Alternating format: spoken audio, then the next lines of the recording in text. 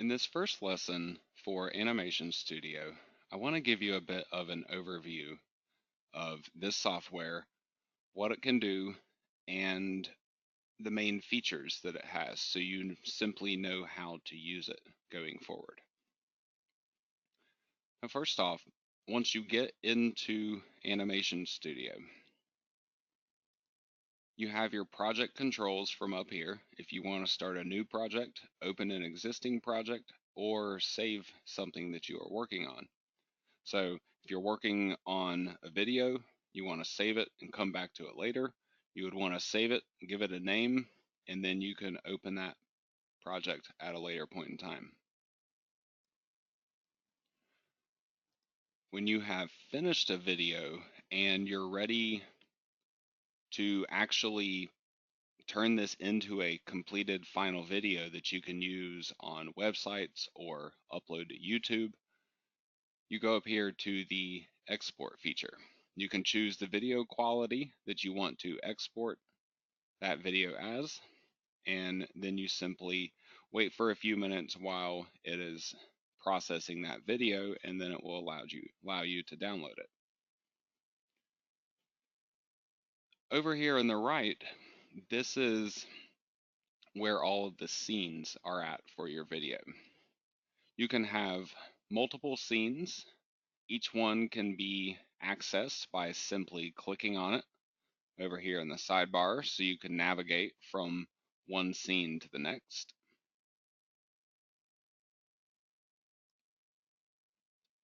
If you want to add a new scene, you can come up here and click on the plus button to add in a new scene. You can also select a scene and duplicate it. If you want to do something similar to what you've done but make some minor adjustments to it, this could be a very quick way to accomplish that. You can also delete scenes or even reorder these scenes. So whatever order these scenes are appearing in over here in the sidebar, that is the order that they will play in on your final video. Now over on the left, we have a variety of different features that can be used in the actual editor here. First off, the animated stories button. This is the pre-built templates. So this is what you can see here on my screen. You have a wide variety of these different templates that are created for you. This is what you see here on my screen now. So this template has a background, it has images, it has professional voiceover already built into it. This thing is ready to go. This thing is ready to go as it is. So typically, you're not really going to want to use these templates as they are. You're going to want to start with one and then customize it to your own liking. Now, I will be doing separate training lessons on a lot of these different features here, like customizing a template. So if you want more information on that, please see the relevant training video for those features. Now, in addition to the templates, we have graphics.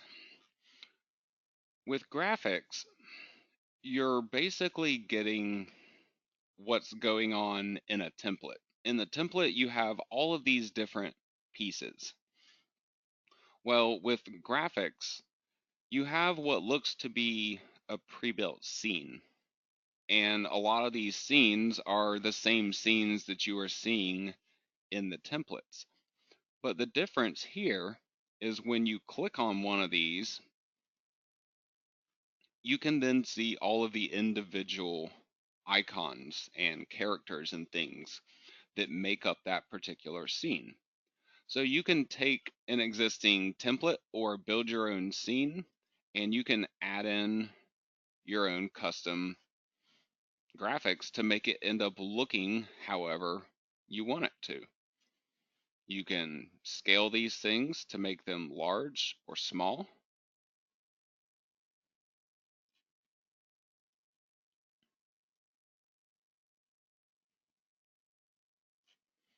and end up creating whatever kind of scene you want to. Now you can also add text, pretty straightforward and simple.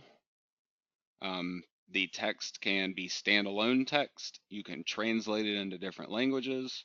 You can even have that text turned into speech for you. You can add images. This is where you are actually pulling up an image from your computer. So this can be an image that you have created yourself, or it can be an image that you download from the internet and then reuse within one of your videos. Backgrounds is pretty much just like the template and the graphics, except you're getting the base piece here. So you're getting the entire background that would cover everything behind all of the characters and other icons and text that you're adding into it. For sound, you can add voiceover, which would apply to your entire scene. You can also record your own voiceover. With adding voiceover, here you just simply type in text and it will generate this into a audio voiceover for you. For the watermark feature, you can simply add in a watermark to protect an image. If you're building one of these videos for a client, for example, you can add in a watermark to your draft video so you can send it to them. And that way they can't actually use that video. They have to pay you before you'll remove the watermark so they can use it. Now, each of these different things that we've been doing over here, audio and images and background and things of that nature, they all add information or different objects into the actual video. The red part at the top, this is actually our voiceover. In the middle, this is the timeline. If we want to navigate through this timeline, we can do so by using these left and right arrows. If we want to make our scene longer, see how our scene here is 27 seconds? I can just click on the plus button, and now I'm making my scene longer, so I can add other information to it. Each of the different objects that is found within your scene, a car, a bus, a person, whatever you add in, those various objects are all going to be found down here at the bottom. And you don't have to display them at all times. You can simply have these things come in at a certain point throughout your video. So for example, with this car, it's not going to show up until about 2.5 seconds into the video. But then we also have transitions.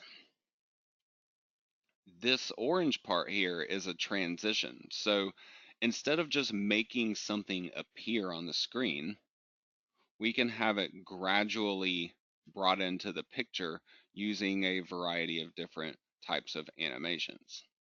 So to change where something is entering into our scene, we click on this bar here and we drag it to wherever we want it to start appearing. We do the same thing with the transition. We can have it a shorter or a longer transition.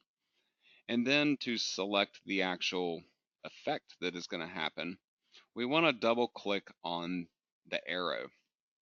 This brings up a list of different transitions that we can do. So we can have the car drive in. We can have the car back up into our picture. We could have our car float up from the ground or fall from the sky. We can have the car quickly drive in and kind of come to a bouncing stop as opposed to the slow ride. This is a fast, and we can do the opposite of that as well. Now, for other things, this won't really work with a car zooming into your picture, but other items can use other effects, like zooming in or zooming out or fading in. So whatever kind of effect or animation you want, just select it, click on apply. You have an animation and an effect for when this object is brought into the scene. And then you also have the same down at the other side of it, where you have an effect for that object leaving the scene and also an ending time for that object as well.